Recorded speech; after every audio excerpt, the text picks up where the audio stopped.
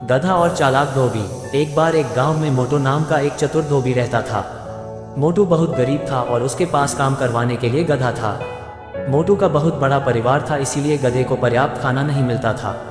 समय के साथ गधा बहुत पतला और कमजोर हो गया था।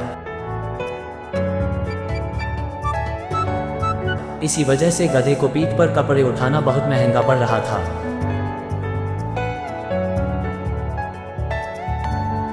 एक दिन मोटू गांव में साफ कपड़े रखकर जंगल से गुजर रहा था।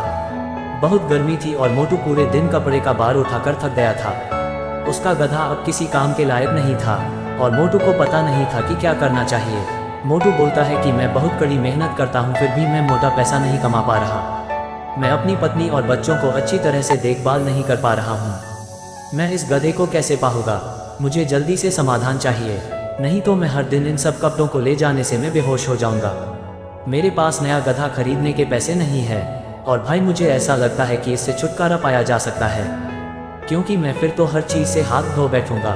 जैसा कि मोटू नहीं सोचा था, उसने आगे कुछ जमीन पर बिछा हुआ देखा। जैसी मोटू उसके पास गया, उसने देखा ये तो एक वाघ की बड़ी खाल है। तुरंत मोटू को एक विचार आया, ये वही है जिसकी मुझे को जरूरत थी। मैं अपने गधे के लिए इसका इस्तेमाल कर सकता हूँ। मुझे पता है कि मुझे क्या करना है। मैं गधे को इस खाल में रख दूंगा और उसे पास के खेत में ले जाऊंगा और इसी तरह मेरा गधा कुछ खा पाएगा और अच्छा खासा मोटा तगड़ा हो सकता है। मोटू उस दिन सीधे घर गया और सीधे अपने गधे के पास गया। उसने अपने गधे पर बाघ की खाल लगाई और देखने के लिए खड़ा हो गया। वह लगभग एक असली बाघ की तरह लग रहा था। मोटू बहुत खुश था कि वह इतनी शानदार योजना के साथ आया। वह अगले दिन का इंतजार नहीं कर सका। अगले दिन मोटू अपनी योजना के बारे में सोचते हुए अपना रोजाना का काम कर रहा था। फिर सूरज डूब गया और रात हो गई थी। मोटू गधे के पास गया और गधे को बाघ की खाल में लपेट दिया और बोला कि अब जाओ और तब तक खाओ जब तक तुम्हारा पेट ना बढ़ जाए। और देखो, मुझे निराश मत करना, ये तुम्हारे एकमात्र जीवित रहने का मौका है। मोटू के गधे ग्रामीणों के खेत में ले गया और उसे पास के खेत में खाने के लिए छोड़ दिया। मोटू जल्दी से एक पास के पेड़ पर चढ़ गया, ये देखने के लिए कि उसकी योजना काम करेगी या नहीं। जैसा कि उसने उम्मीद की थी, ग्रामीण अपने खेतों पर जांच करने के लिए निकले तो जब उन्होंने बाघ की खाल देखा तो बहुत डर गए और वहां से भाग गए, यह मानते हुए कि वह एक असली बाघ है। उस दिन से मोटू गधे को बाघ की खाल डाल देता और उसे ग्रामीणों के खेतों में चरने देता था। रात में गधे ने अपने भोजन का पूरा आनंद लिया और सुबह तक वापस मोटू के पास लौट आया। मोटू और गधा दोनों इस बात से बेहद खुश और यह कई महीनों तक चला।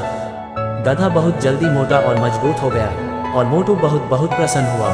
एक दिन मोटू ने गधे को किसान के खेत में छोड़ दिया और घर लौट रहा था। इस बीच गधा अपने भोजन का आनंद ले रहा था। अचानक गधे ने एक और गधे की जोरदार तेज आवाज सुनी। गधे ने चारों ओर देखा तो उसे कोई गधा नहीं दिखा। फिर से दूसरे गधे ने जोर से शोर मचाया और उसकी आवाज एक माता गधे की तरह लग रही थी। मोटू का गधा ये सोचकर इतना ज्यादा उत्तेजित हो गया कि एक माता गधा उसके आसपास थी, इसलिए उसने अपना मुंह खोला और जोर से चिल्लाया ताकि वह माता गधा सुन सके। तुरंत गांव के किसान के कुत्ते ने भौंकना शुरू कर दिया और सभी गांव वालों को जगाया। गांव के लोग डर से अपने खिड़कियों से बाहर जागते रहे, लेकिन उन्होंने जब तेज आवाज सुनी तो उन्होंने महसूस किया कि यह तो एक गधा था, बाघ नहीं। और उन्होंने ये भी महसूस किया कि यह धोबी की चाल थी। गधे को डराने के लिए गांव वाले लाठी डंडे लेकर गधे के पीछे भाग गए। इस बीच घर जाते हुए मोटू ने हंगामे की बात सुनी और अपना गधा खोने के डर से खेतों की ओर वापस चला गया। उसने गांव वालों को खेतों की ओर भागते हुए देखा और तुरंत सब समझ गया कि उसकी चाल का पता चल गया है, लेकिन बहुत देर हो चुकी थी। वह अपने गधे को नहीं बचा सका, इसलिए वह चुपचाप वहीं खड़ा रहा जबकि गांव वालों ने गधा का पीछा किया और उसे अच्छा सबक सिखाया। मोटू ने हमेशा अपने किए पर पछतावा किया। अब उसने अपनी चालाक योजना के चलते अपना एक गधा खो दिया, अपना एकमात्र गधा खो दिया। तो बच्चों, हमें इस कहानी से यह शिक्षा मिलती है कि किसी भी प्रकार की चालाकी से किसी का भला नहीं हुआ है।